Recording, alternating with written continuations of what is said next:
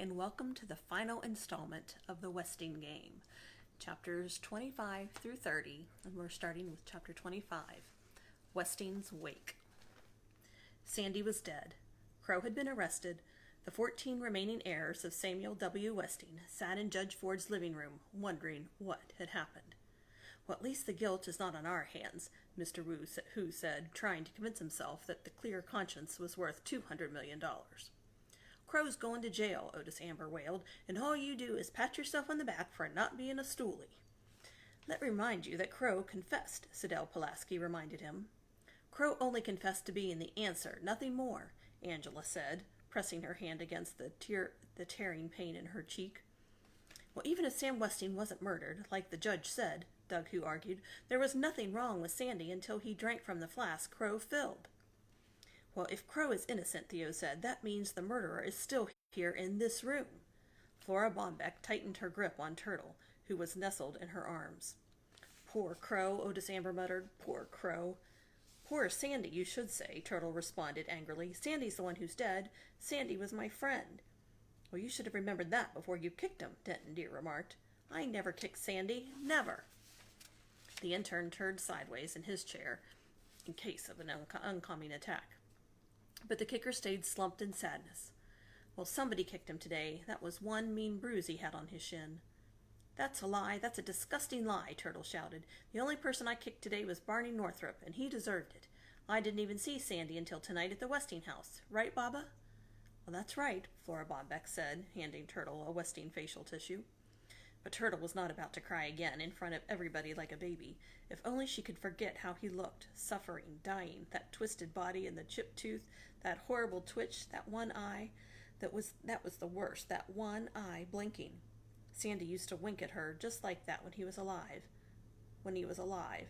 Turtle blew her nose loudly to keep from sobbing. Well, Sandy was my friend too, Theo said. I was playing chess with him in the game room, but he didn't know I knew. Why is everybody lying? Turtle slumped further into Flora Bombeck's arms. Sandy was her friend, not Theo's, and Sandy didn't know how to play chess. The judge, too, was surprised.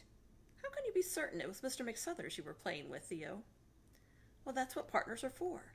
Doug watched the chess table to see who was moving the white pieces, Theo replied. Again, the track star thrust his number 1 finger high in the air. Dumb jock, thought Mr. Hu. Doesn't he realize this is a wake? But he is the champ. My son's the champ. Doug win, said Madam Hu. They did not suspect her anymore. Good, very good. But it was so sad about the door guard. Theo went on in a mournful voice. I'm sort of glad Sandy didn't go back to the chessboard after my last move. He never knew he lost the game. Did you checkmate him? The judge asked. Could she have been right about McSuthers after all? No, a disguise was one thing, but Sam Westing lose a game of chess? Never. Well, not exactly checkmate, Theo replied, but Sandy would have had to resign. I took his queen. The Queen's sacrifice, the famous Westing trap. Judge Ford was certain now, but there were still too many unanswered questions. I'm afraid greed got the best of you, Theo. By taking the White's queen, you were tricked into opening your defense. I know. I've lost a few games that way myself. Theo recalled the position of the chessman, thankful that his skin was too dark to reveal his blushing. Turtle almost smiled. That Theo thinks he's so smart. While Sandy showed him, Sandy beat him at chess. But Sandy didn't play chess, and she never kicked him either. Bucktooth Barney Northrup was the one she kicked, not Sandy. But Sandy had the sore shin. Bucktooth, chipped tooth, and crooked false teeth in the dentist's office. Sandy's dentist. Cheer up, my friend, the game's not over. You can still win. I hope you do. Those were the last words Sandy said to her. He winked when he said that. Winked. One eye winked. Dead Sandy had winked at her. Sandy had winked. Oh my, Flora Bombeck exclaimed as Turtle suddenly bolted from her arms. Angela, could I see your copy of the will? Angela handed it over. She could not refuse her sister anything now. Turtle leaned against the dark window, pored over Sidel Pulaski's transcript of the will. First, I returned to live among my friends and my enemies. I came home to seek my heir, aware that in doing so I faced death. And so I did. To seek my heir, Turtle repeated to herself. Today I've gathered together my nearest and dearest, my 16 nieces and nephews. Sit down, Grace Windsor Wexler, to view the body of your Uncle Sam for the last time. Tomorrow its ashes will be scattered to the four winds. Winds, Windcouple, Turtle said aloud. Her mother had been right all along about being related to Sam Westing. Windcouple, Grace mumbled. Jake patted her hand. Windcouple, the judge repeated.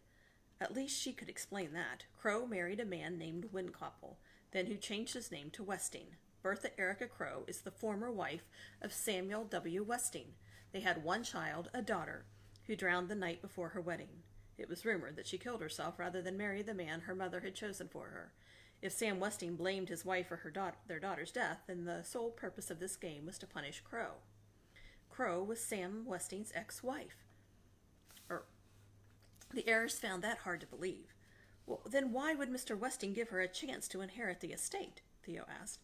Maybe because he wanted his enemies to forgive him, Chris said. Ha, said Mr. Who, one of the enemies. Turtle read on. Second, I, Samuel W. Westing, hereby swear that I did not die of natural causes. My life was taken from me by one of you. The police are helpless. The culprit is far too cunning to be apprehended for this dastardly deed. Well, what does dastardly mean? Oh my, Flora Bombeck was relieved to hear Jake Wexler define the word as cowardly. I alone knew the name. Now it's up to you. Cast out the sinner and let the guilty rise and confess. Third, who among you is worthy to be a Westing heir? Help me. My soul shall roam restlessly until that one is found. For the first time since Sandy died, Turtle smiled. Judge Ford sat in glassy-eyed thought, elbows propped on the desktop, her chin resting on her folded hands. Why, indeed, was Crow an heir? Sam Westing could have pointed his clues at the Sunset Towers cleaning woman without naming her an heir. Crow's not going to inherit anything, not if she's in jail for murder, Otis Amber complained bitterly. All you talk about, chess and sacrificing queens, Crow's the one who's been sacrificed.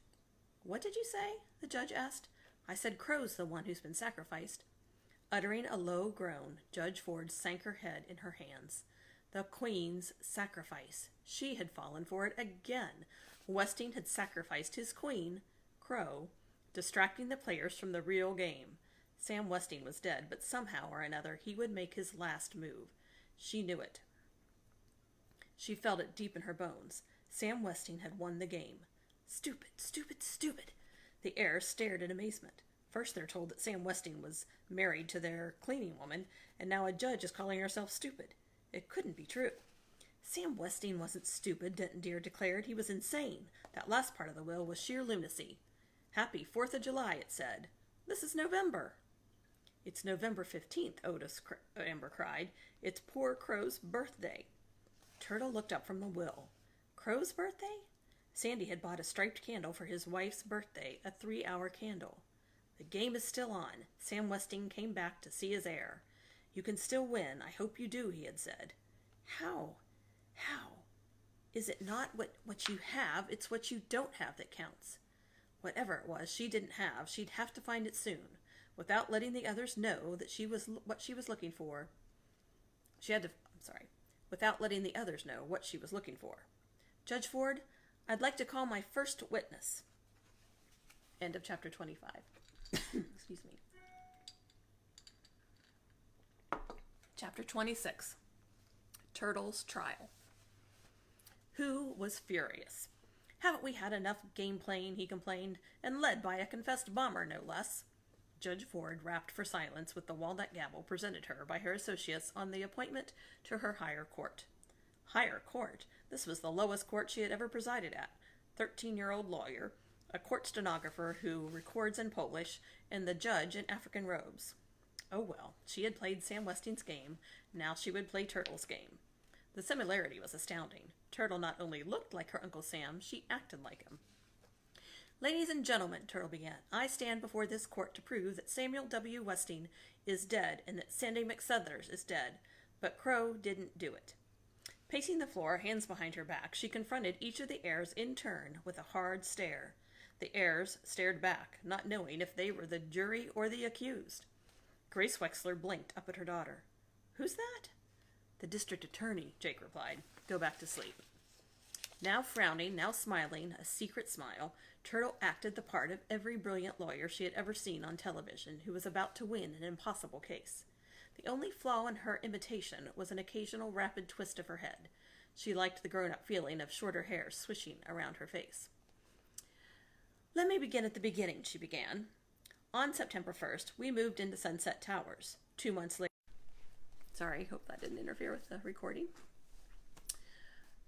All right, so let me begin at the beginning, she began. On September 1st, we moved into Sunset Towers. 2 months later, on Halloween, smoke was seen rising from the chimney of the deserted Westing house. Her first witness would be the person most likely to have watched the house that day. I call Chris Theodorakis to the stand. Chris lay a calm hand on the Bible and swore to tell the truth, the whole truth, and nothing but the truth. What fun. You're a bird watcher, Mr. Theodorakis, are you not? Yes. Were you bird watching on October 31st? Yes. Did you see anyone entering the Westing house? I saw somebody who limped. Good. Now she was getting somewhere. Who was that limping person? It was Dr. Sykes. Thank you. You're excused. Turtle turned to her audience. Dr. Sykes was Sam Westing's friend, a witness to the will, and his accomplice in this game. On the day in question, he limped into Westing house to build a fire in the fireplace. Why? Her next witness might answer that. Judge Ford instructed the witness to remove his aviator's helmet. His gray hair was tousled but barbered. And place your gun in the custody of the court. Oh my, Flora Bomback gasped as Otis Amber unzipped his plastic jacket, pulled a revolver from his shoulder holster, and handed it to the judge, who locked the gun in her desk drawer. Turtle was as startled as the other tenants. Mr. Amber, she began bravely, it seems that we are not all who we say we are. In other words, who exactly are you? I'm a licensed private investigator. Then why were you disguised as an idiot delivery boy? It was my disguise. Turtle was dealing with practiced witness. Mr. Amber, who employed you? That's privileged information. The judge interceded. It would be best to cooperate, Mr. Amber, for Crow's sake. I had 3 clients, Sam W. Westing, Barney Northrup, and Judge J.J. Ford. Turtle stumbled over that last question. What were you hired to do, and when and what did you find out? Tell us everything you know. It was unsettling to see Otis Amber act like a normal human being. 20 years ago, after his wife left, Samuel W. Westing hired me to find Crow, keep her out of trouble, and to make sure she never used the Westing name. I assumed this disguise for that purpose. I mailed in my reports and received a monthly check from the Westingtown Bank until last week, when I was notified that my services were no longer needed. But Crow still needs me, and I'll stick by her no matter what. I've grown fond of the woman. We've been together such a long time. How and why did Barney Northrup hire you? Amber is second on the phone book under private investigators. Maybe Joe Aarons was busy that day. Anyhow, Barney Northrup wanted me to investigate 6 people. What 6? Judge J.J. Ford, George Theodorakis, James Hu, Gracie Winkoppel, Flora Bombach, Sybil Pulaski, and I made a mistake on the last one. I wasn't aware of the mix-up until I looked into Crow's early life with the judge. It seems I confused Sybil Pulaski with Sidel Pulaski. Would you please repeat that? The court stenographer asked. Sidel Pulaski, Otis Amber repeated, then turned to the judge. I couldn't tell you about Crow's relationship to Sam Westing. Conflict of interest, you understand. Judge Ford understood very well. Sam Westing had predicted every move she would make. That's why Otis Amber, with his privileged information, was the one of the heirs. And and to convince Crow, the queen, to play the game. Turtle had more questions. Are you saying that Barney Northrup didn't ask you to investigate Denton Deer or Crow or Sandy? That's right. Denton Deer turned up in my report on Gracie Winkoppel, the Wexlers. Barney Northrup said he was looking to hire a cleaning woman for Sunset Towers, good pay and a small apartment, so I recommended Crow. I don't know how Sandy got the doorman's job. Mr. Amber, you were also hired by Judge Ford. I assumed to find out who everybody really was. Did you investigate all 16 heirs for the judge? I didn't investigate the judge or her partner. The judge bristled at that reminder of her stupidity. Therefore, Turtle continued, You have never investigated the man we knew as Sandy McSuthers for any of your clients? Never. One more question. It was the question she had planned to ask before learning that Otis Amber was not who he seemed to be. On the afternoon of Halloween, when we were watching the smoke in the Westinghouse chimney, you told a story about a corpse on an oriental rug. I saw it, Grace Winkler cried. I saw him. Turtle forgot the rules of the court and hurried to her mother. Who did you see, Mom? Who? Terrified by the who's, Madam Who slipped away. The doorman, Grace replied, lifting her head dazed-faced. He was dead, on an oriental rug, Jake. It was awful. Jake stroked his wife's hair. I know, Gracie, I know. Turtle returned to her witness. Mr. Amber, did you tell that spooky story to dare one of us to go into the Westinghouse that night? Not really. Sandy told me the story that morning, and we decided how to scare you kids with it, being Halloween and all. Thank you, Mr. Amber, you may step down. And step down was a term used in court. The floor was level here. Turtle turned to her baffled audience. A fire was started in the fireplace to call attention to the deserted house. Then a spooky story was told to dare someone to go into the house. That someone was me. I sneaked into the house, followed Dr. Sykes' whispers, and found the corpse of Samuel W. Westing in bed. I now call D. Denton Deer to the stand. Turtle stared at her most unfavorite air. Intern Deer, you saw the body of Samuel W. Westing in the coffin. Did he appear to have been poisoned? I couldn't say. He was embalmed. You are under oath, Intern Deer. Do you swear that the body of Samuel W. Westing was embalmed? What kind of trick question was that? I cannot swear to it. No, I did not examine the body in the coffin. Could the body in the coffin which you did not examine have been no body at all? Could it have been a wax dummy dressed in the costume of Uncle Sam? I'm not an expert on wax dummies. Yes or no? Yes, it's possible. Anything is possible. What's the brat driving at? Or is she just trying to make a fool of me? Intern Deer, you may not be an expert in wax dummies, but you are an expert in medical diagnoses, and you did examine the body of Sandy McSuthers, correct? Yes to the first question, no to the second. I did not examine Sandy. I tried to make him comfortable until help arrived. He was still alive when Dr. Sykes took over. Turtle turned quickly to conceal her smile. But surely you saw enough symptoms to make one of your famous diagnoses. She peered at the judge from the corner of her eye. That last word didn't sound right. Coronary thrombosis, the intern diagnosed, but that's just an educated guess. In simple language, heart attack. Then Sandy could not have died from an overdose of lemon juice, which is what I saw Crow put in his flask. Turtle could have called on Angela to testify to that, but she didn't want her screwy sister confessing all over the place. I never heard of anyone dying as a result of lemon juice consumption, the expert replied. One more question, Intern Deer. Do you swear that Sandy had a bruise on his shin resulting from a kick? Absolutely. I should know, having been the recipient of such a kick myself. You may step down. I call Sidel Pulaski to the stand. Sidel Pulaski. Overcome with excitement, the secretary had to be helped to her feet for the oath-taking. Miss Pulaski, I must compliment you on your good thinking and taking down the will in shorthand. Professional habit. This looks professional, all right. The typing is perfect. Well, almost perfect. It seems you left out the last word in section 3. The estate is at the crossroads. The heir who wins the windfall will be the one who finds the... Finds the what, Miss Pulaski? Finds the what? Sidel squirmed under Turtle's hard stare. Leave it to the brat to discover my one error. There was so much talking, I couldn't hear the last word. Come now, Miss Pulaski, you claim to be a professional.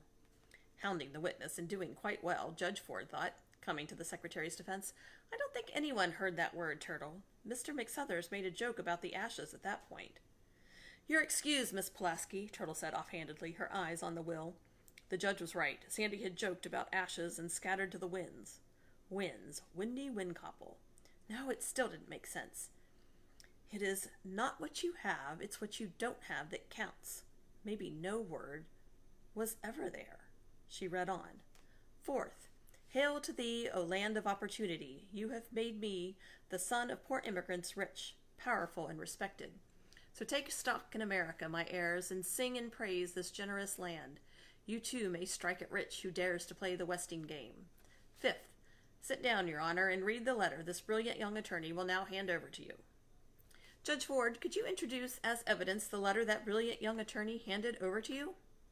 It is just the usual certification of sanity, signed by Dr. Sykes, the judge replied as she removed the envelope from her files. The letter was gone. The envelope now contained a receipt. Check received November 1st, $5,000. Check received November 15th, $5,000. Total amount paid by Judge Ford, $10,000. Cost of educating Josie J. Ford, negative $10,000. Amount owed to Sam Westing, $0. I'm afraid the original letter has been replaced by a personal message. It has no bearing on this case, and... Yes, please. A trembling Madame Hu stood before the judge. For to go to China, she said timidly, setting a tied scarf bundle on the desk. Weeping softly, the thief shuffled back to her seat.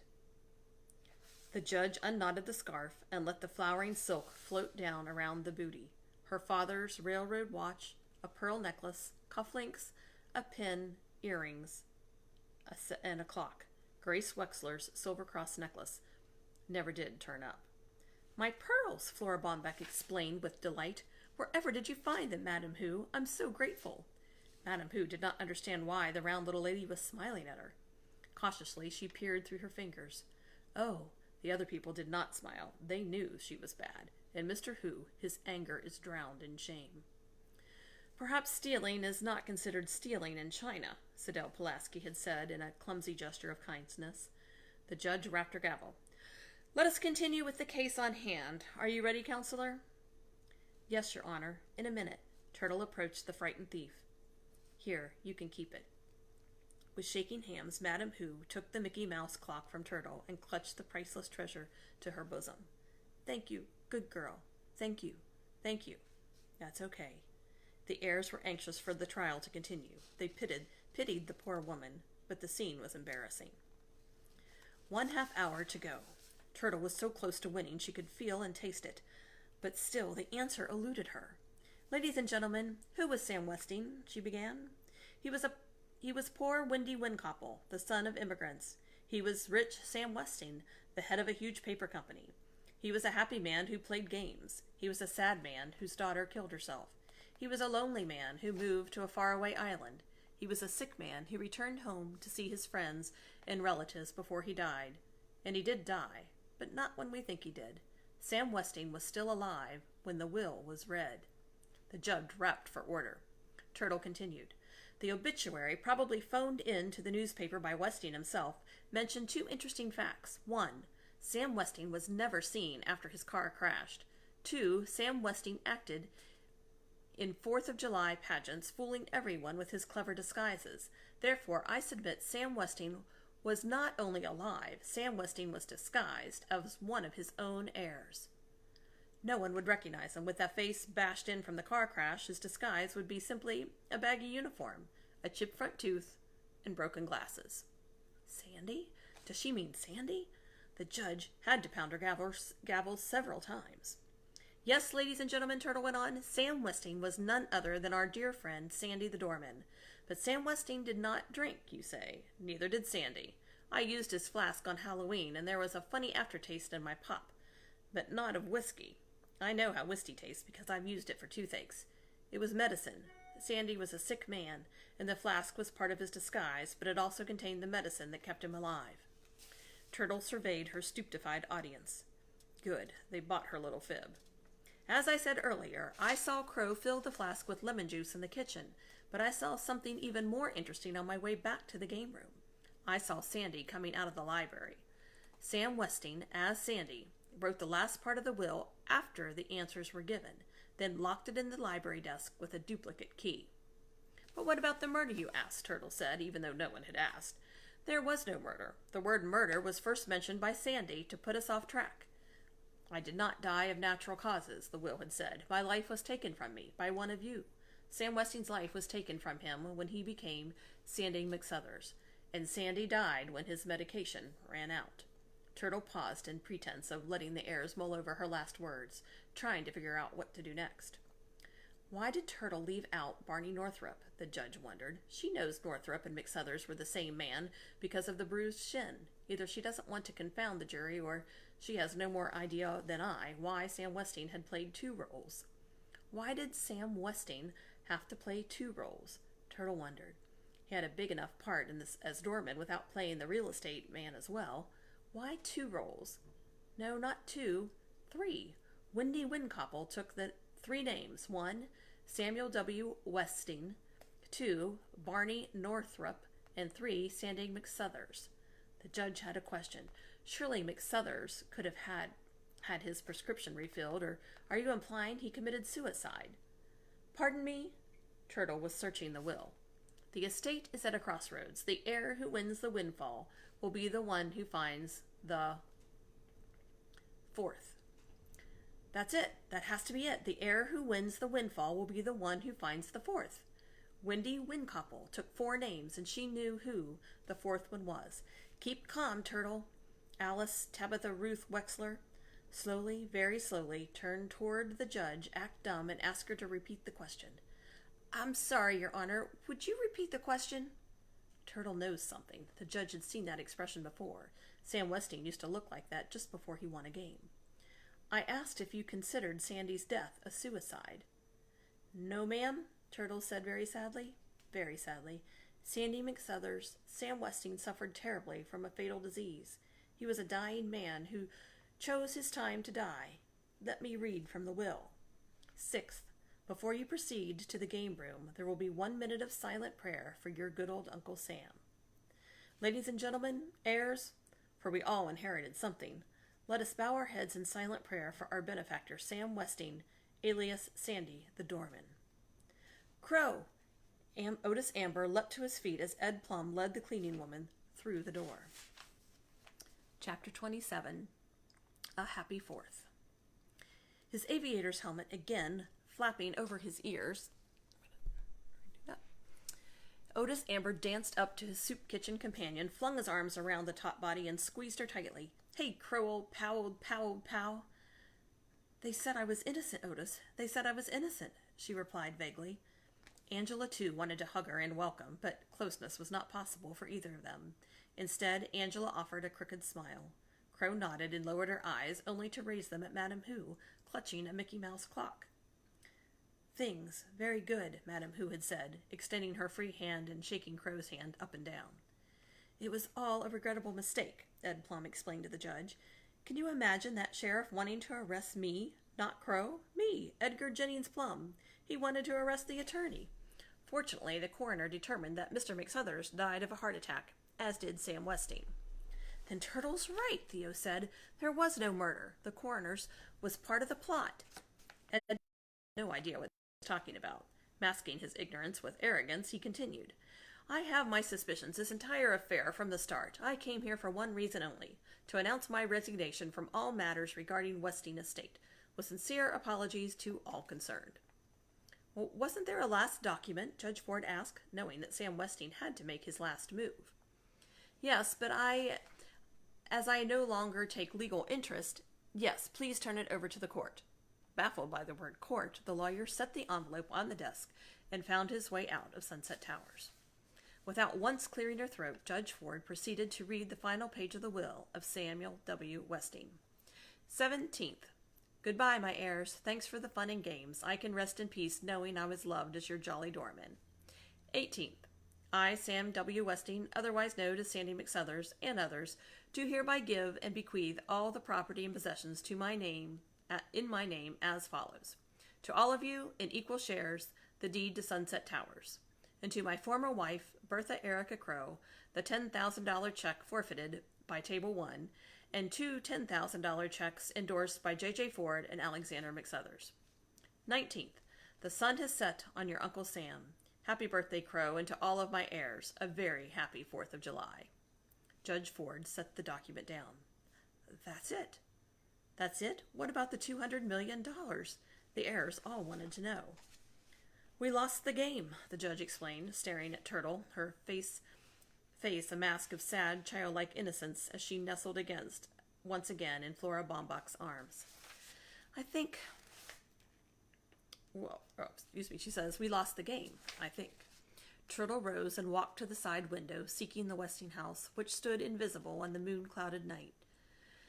Hurry up, Uncle Sam. I can't keep up this act much longer. The candle must have burned through that last stripe by now.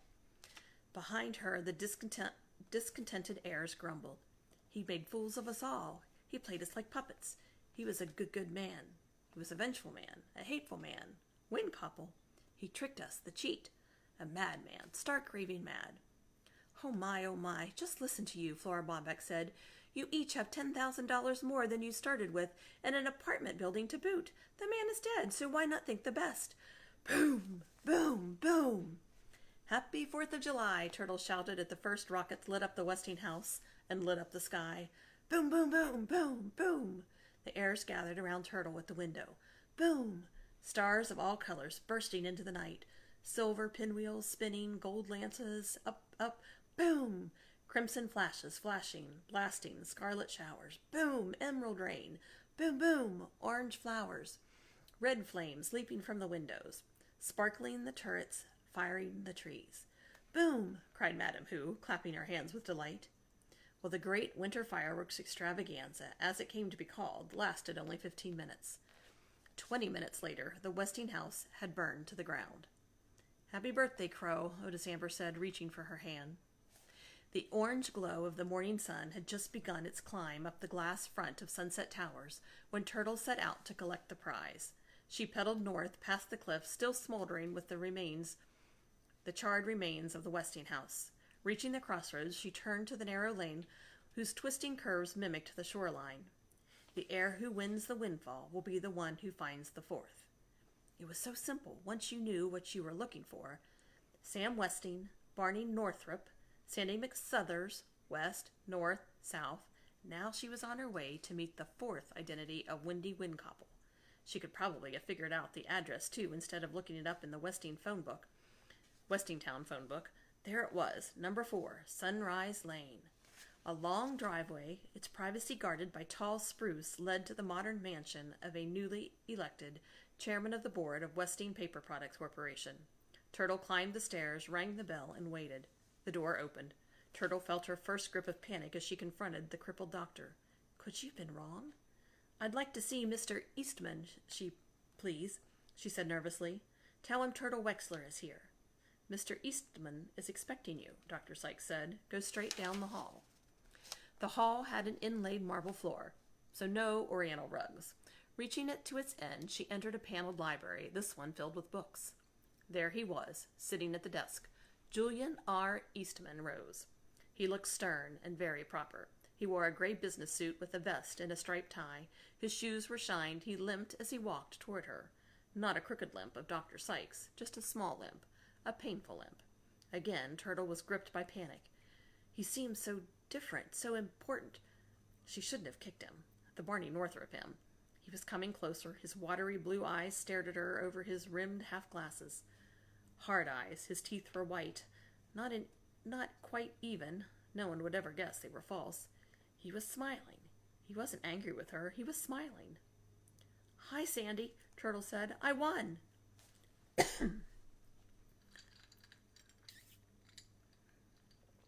Chapter 28. And then. Turtle never told. She went to the library every Saturday afternoon. She explained, which partly true. Make your move, Turtle. You don't want to be late for the wedding. Well, the ceremony was held in Shinhu's restaurant. Grace Wexler, recovered from a world record hangover, draped a white cloth over the liquor bottles and set a spray of roses on the bar. No drinks would be served today. Radiant in her wedding gown of white heirloom lace, the bride walked down the aisle, past the tables of well-wishers, on the arms of Jake Wexler. Mr. Who, the best man, beamed with pride at her light footsteps as he supported the knee-knocking, nervous groom. A fine, red line of a scar marked Angela's cheek, but she looked content and lovely as ever in her pale blue bridesmaid gown. The other bridesmaid wore pink and yellow with matching crutches. The guests cried during the wedding and laughed during the reception. Flora Bombeck smiled and cried at the same time. You did a good job altering the dress, Baba, Turtle said, which made the dressmaker cry even harder. A toast to the bride and groom, Jake announced, rising his glass of ginger ale. To Crow and Otis Amber. The heirs of Uncle Sam Westing clinked glasses with the members of the Good Salvation Soup Kitchen, sobered up for this happy occasion. To Crow and Otis Amber. Apartment 4D was bare. The last time Judge Ford stared out the side window to the cliff where the Westinghouse once stood, she would never solve the Westing puzzle. Perhaps it was just as well. Her debt would finally be repaid, with interest. The money she received from the sale of her share of Sunset Towers would pay for the education of another youngster, just as Sam Westing had paid for hers. "Hi, Judge. I came to say goodbye," Chris said, wheeling himself in through the door. "Oh, hello, Chris. That was nice of you. But why aren't you studying? Where's your tutor?" She looked at the binoculars hanging from his neck. "You haven't been bird watching again, have you? There will be plenty of time for birds later. First, you must catch up on your studies if you want to get into grad school." Good heavens, she was beginning to sound like Mr. Who. "Would you come see me?" Chris asked. "It gets sort of lonely with Theo away at college." The judge gave him one of her rare smiles. He was a bright youngster. Real smart, Sandy had said. He had a good future. Sandy had said that too. He needed her influence and the extra money, but she might smother him with her demands.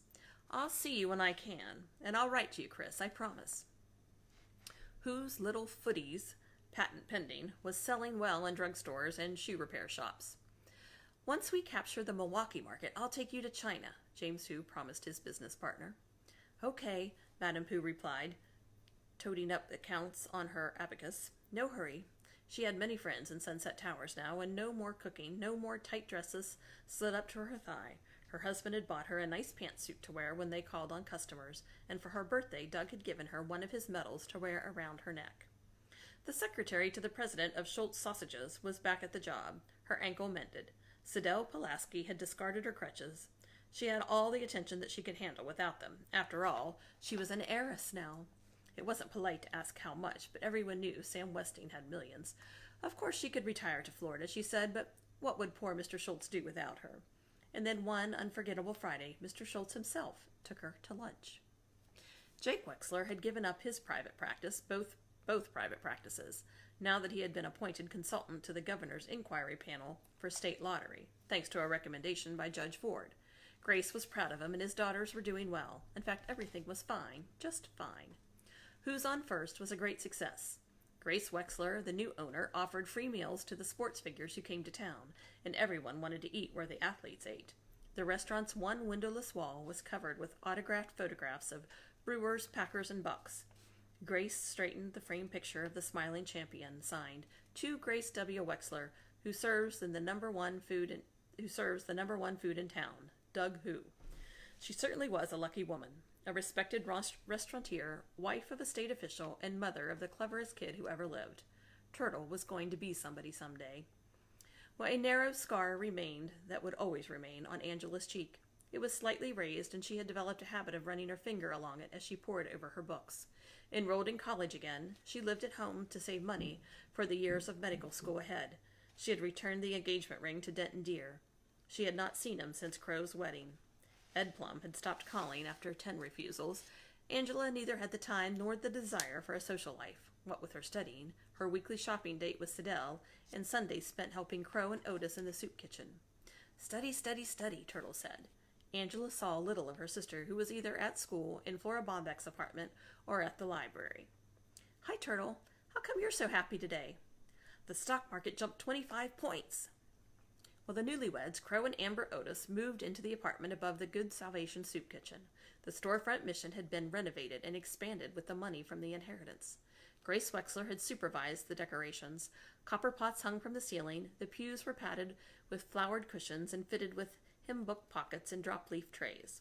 There was meat in the soup and fresh bread every day. Chapter 29. 5 years pass. The former delivery boy danced into the Who's new lakefront home. "Let's give a cheer, the Ambers are here." Otis came to celebrate Doug's victory, wearing the old zippered jacket and the aviator's helmet. He even let a little stubble grow on his chin. The only thing missing was his delivery bike. They had come in the soup kitchen van. "Thank you for the generous donation, Mr. Who. God bless you," Crow said. "Otis and I distributed the inner souls among our people. It helped their suffering greatly." She looked worn, her skin pulled tight against the fragile bones, and she still wore black. Mr. Who, on the other hand, was stouter and less angry. In fact, he was almost happy. Business was booming. Milwaukee loved Who's little footies, and so did Chicago and New York and Los Angeles, but he still had not taken his wife to China. Theo Theodorakis, a graduate of journalism school, cub reporter, held up the newspaper, hot off the press. Olympic hero comes home. 4 columns were devoted to the history and achievement of the gold medal winner who had set a new record for the 1,500-meter run. Theo had not actually written the article on the local hero, but he had sharpened pencils for the reporter who did. "Take a bow, Doug," Mr. Who said, beaming. Doug leapt on the table, thrust his index finger high in the air. "I'm number 1, he shouted. The Olympic gold medal hung from his neck. Confetti from the parade dotted his hair. The Westing heirs cheered. "Hello, Jake. I'm so glad you could come," Sonny, as Madam Who was now called, said, shaking the hand of the chairman of the State Gambling Commission. "Boom," Jake Wexler replied. "Hello, Angela." Denton Deere had grown a thick mustache. He was a neurologist. He had never married. "Hello, Denton." Angela's golden hair was tied in a knot on the nape of her neck. She wore no makeup. She was completing her 3rd year of medical school. "It's been a long time." "Remember me?" Sidel Pulaski wore a red and white polka dot dress and leaned on a red and white polka dot crutch. She had sprained her knee dancing the tango at the office party. "How could I ever forget you, Miss Pulaski?" Denton said. "I'd like you to meet my fiancé, Conrad Schultz, president of Schultz Sausages." "How do you do?" "Judge Ford, I'd like you to meet my friend, Shirley Staver." Chris Theodorakis was in his junior year at college. A medication recently discovered kept his limbs steady and his speech well controlled. He sat in a wheelchair, as he always would. "Hello, Shirley," the judge said. "Chris has written so much about you. I'm sorry I'm such a poor correspondent, Chris. I found myself in a tangle of cases this past month." She was judge of the United States Circuit Court of Appeals. "Chris and I were both chosen to go on a bird-watching tour in Central America this summer," Shirley had said. "Yes, I know." For old time's sake, Grace Wexler catered the party herself and passed among the guests with a tray of appetizers. She owned a chain of 5 restaurants now. Who's on first, who's on second, who's on third, who's on fourth, and who's on fifth. "Who's that attractive young woman topping with Flora Bombeck?" Theo asked. "Why, that's my daughter Turtle. She's really grown up, hasn't she? 2nd year of college. She's only 18. Calls herself T.R. Wexler now." T.R. Wexler was radiant. Earlier that day, she had won her first chess game from the master. Chapter 30. The End. Turtle spent the night at the bedside of 85-year-old Julian R. Eastman. T.R. Wexler had a master's degree in business administration, an advanced degree in corporate law, and had served 2 years as legal counsel to the Westing Paper Products Corporation. She had made $1 million in the stock market, lost it all, then made $5 million more. "This is it, Turtle." His voice was weak. "You can die before my very eyes, Sandy, and I wouldn't believe it. Show some respect. I can still change my will." "No, you can't. I'm your lawyer." "That's the thanks I get for an expensive education. How's the judge?" "Judge Ford has been appointed to the United States Supreme Court." "What do you know? Honest Josie Joe on the Supreme Court. She was a smart kid, too, but she never once beat me at chess." "Tell me about the others, Turtle. How's poor saintly Crow?" "Crow and Otis are still slopping soup," Turtle said. Turtle fibbed. Crow and Otis Amber had died 2 years ago, within a week of each other. "And that funny woman with the painted crutches, what's her name?" "Sidel Pulaski Schultz. She and her husband moved to Hawaii. Angela keeps in touch." "Angela, how is your pretty sister? The bomber?" Turtle never knew he knew. "Angela is an orthopedic surgeon." Julia R. Eastman was an old man, but suddenly his mind too was old. For the first time since the Westing game, he was wearing the dentures with the chipped front tooth. He had turned back to his happiest times. Sandy was dying. He was really dying. Turtle held back her tears. "Angela and Denton Deere are married, and they have a daughter named Alice." "Alice? Doesn't Flora Bombeck call you Alice?" "She used to. She calls me T.R. as everybody else does." "How's the dressmaker, Turtle? Tell me about them. Tell me about all of them." Flora Bombeck had given up dressmaking when she moved in with Turtle years ago. "Baba's well. Everyone's well. Mr. and Mrs. Theodorakis. Remember they had the coffee shop in Sunset Towers? They retired to Florida. Chris and his wife Shirley teach ornithology at the university. They're both professors. Chris discovered a new subspecies on his last trip to South America. It's named after him. Something Christos parrot." "Well, the something Christos parrot. I like that. And the track star? Has he won any more medals?" 2 Olympic golds in a row. Doug is a sports announcer on television." "And how is Jimmy Who's invention going? I gave him the idea, you know." It looks like a real winner, Sandy. Mr. Hu, too, was dead, and Sunny Hu finally made her trip to China, but returned on to carry the business. And tell me about my niece, Gracie Winkoppel. Does she still think she's a decorator? Oh, Mom went into the restaurant business and has a chain of 10. 9 are quite successful. I keep telling her to give up the Who's on 10th to cut her losses, but she's stubborn as ever. I guess she hangs on to it because it's in Madison, to be near Dad. He's now the state criminal commissioner. Well, he's well qualified for the job. And your husband, how's his writing coming along? He had remembered. Theo's doing fine. The first novel sold about 6 copies, but it got great reviews. He's just about finished with his second book. And when are you two going to have children? Someday, Turtle said. And Turtle and Theo had decided against having children because of the possibility of inheriting Chris's disease. If it's a boy, we'll name him Sandy. If it's a girl, well, I guess we can call her Sandy too. Well, the old man's voice was barely audible now. Did you say Angela had a little girl? Yes, Alice. She's 10 years old. Is she pretty like her mother? I'm afraid not. She looks a lot like you and me. Turtle? Yes, Sandy. Turtle? I'm right here, Sandy. She took his hand. Turtle, tell Crow to pray for me. His hand turned cold. Not smooth, not waxy, just very, very cold. Turtle turned to the window. The sun was rising out of Lake Michigan. It was tomorrow. It was the 4th of July. Julian R. Eastman was dead, and with him died Wendy Winkoppel, Samuel W. Westing, Barney Northrup, and Sandy McSuthers, and with him died a little of Turtle. No one, not even Theo, knew her secret. T.R. Wexler was understandably sad over the death of the chairman of the board of the Westing Paper Products Corporation. She had been his legal advisor. She would inherit his stock and serve as director of the company until the day she too would be elected chairman of the board. Veiled in black, she hurried from the funeral services. It was Saturday, and she had an important engagement. Angela brought her daughter, Alice, to the Wexler Theodorakis mansion to spend Saturday afternoon with her aunt. There she was, waiting for her in the library. Baba had tied red ribbons in the one long pigtail down her back. Hi there, Alice, T.R. Wexler said. Ready for a game of chess? The end.